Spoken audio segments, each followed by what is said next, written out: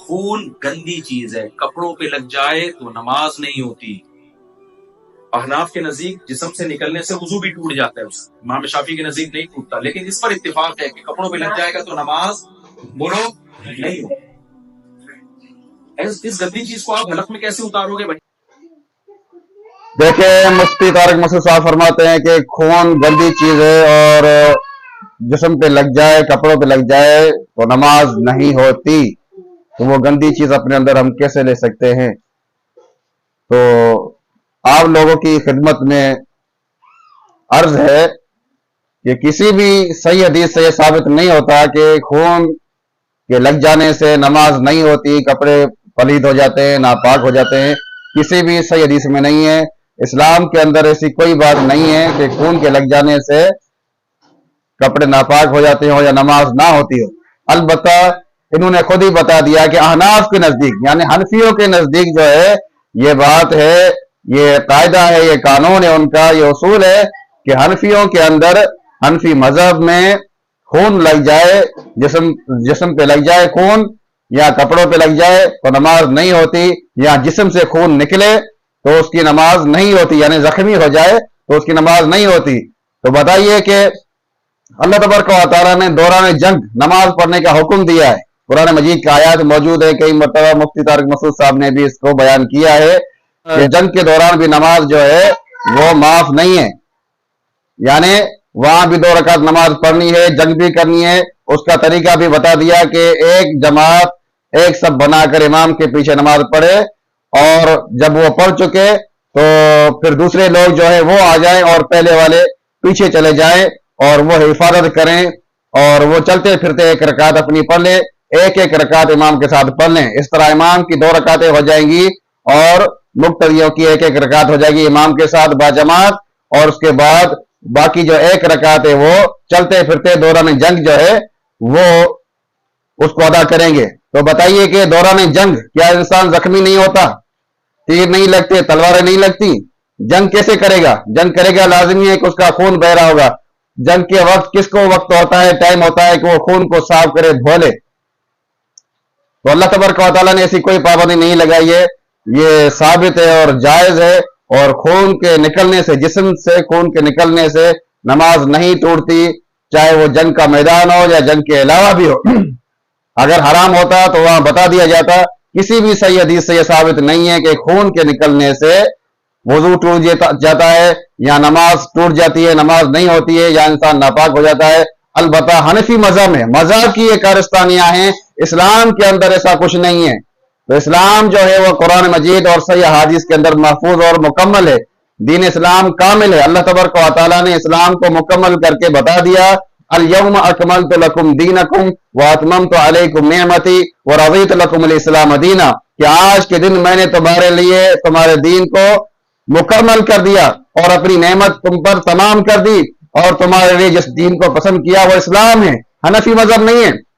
یاد رکھیے، اگر آپ حنفی مذہب کو اسلام سمجھتے ہیں تو آپ غلط ہیں، اس لیے کہ اللہ تبارک و تعالیٰ نے جو دین نازل فرمایا ہے آسمان سے، اسی کو اللہ تبارک و تعالیٰ نے اسلام کہا ہے، جو اللہ تبارک و تعالیٰ نے خود مکمل کر دیا، کامل کر دیا قرآن مجید کی صورت میں اور احادیث کی صورت میں۔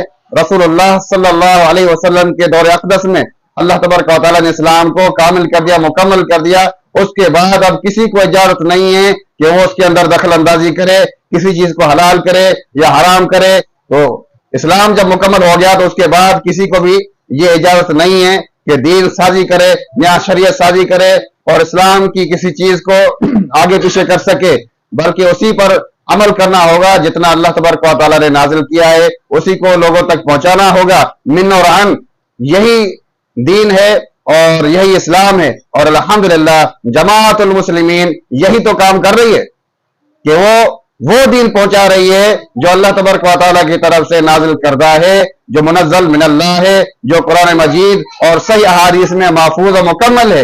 لیکن احناف جو ہیں وہ اپنی رائے، اپنا اجتہاد دین کے اندر داخل کرتے ہیں، اس کو شامل کرتے ہیں، گویا کہ دین کے اندر اضافہ کرتے ہیں، اور یہی مفتی صاحب کر رہے ہیں، بغیر سوچے سمجھے انہوں نے بیان کر دیا، کیونکہ یہ مذہب پرست ہیں، مسلک پرست ہیں اور حنفی ہیں، इसलिए उन्होंने अपने मजहब को छोड़ा नहीं। नाम तो इस्लाम का लेते हैं, नाम तो कुरान का लेते हैं, नाम तो अहादीस का लेते हैं, लेकिन अपने मजहब को छोड़ते नहीं है। गोया कि उनका एक दीन नहीं है, दो तरह के दीन है। कुरान मजीद का दीन इस्लाम जो है वो भी, उसको भी वो जो है उसका नाम लेते हैं और मजहब को भी, उसका भी प्रचार करते हैं।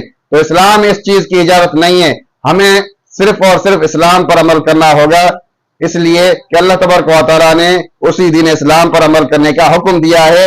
इत्तबिउ मा उनज़िला इलैकुम मिर रब्बिकुम वला तत्तबिउ मिन दूनिही औलिया कलीलन मा तज़क्करून।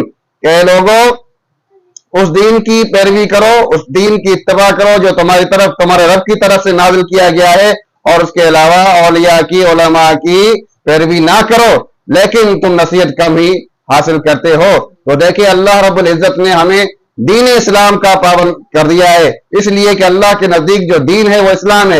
इन्नद्दीन इंदल्लाहिल इस्लाम, अल्लाह के नजदीक दीन जो है वो सिर्फ और सिर्फ इस्लाम है। हनफी, हम्बली, मालिकी, शाफी मजहब नहीं है। ये मज़ाहिब हैं, ये वो चीजें हैं जो इस्लाम से अलावा हैं, इस्लाम में दाखिल कर दी गई हैं। तो ये हजरात जो है, मुफ्ती हजरात, ये इस्लाम का नाम लेके अपने मजहब का प्रचार करते हैं, अपने मसलक का प्रचार करते हैं, जिसकी अल्लाह तबारक व तआला ने इजाजत कतई तौर पर नहीं दी है।